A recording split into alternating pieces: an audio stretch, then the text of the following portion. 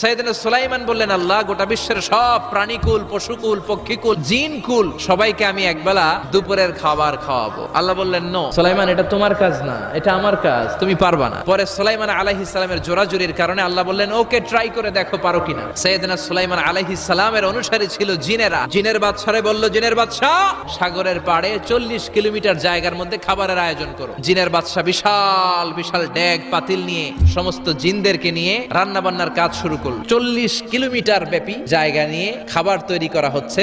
সব যখন রান্না শেষ, চলে এলো সেই মহেন্দ্রক্ষণ। ইন দ্য মিন টাইম সাগরের ভেতর থেকে এক বিশাল আকৃতির তিমি মাছ হা করে ডেকে বলল, সুলাইমান, খাবার দাও। উনি ঘোষণা দিলেন, যাও, এটারে খাবার দাও। তিমি মাছ বিশাল বড় হা করে বসে আছে সাগরে। জিনের বাদশা খাবার দিতে লাগলো। 1 কিলোমিটার শেষ, 5 কিলোমিটার শেষ, 10 কিলোমিটার শেষ, 40 কিলোমিটার শেষ। এখনো তিমি মাছের মুখ হা করা আছে না নাই? সাইয়েদনা সুলাইমান সে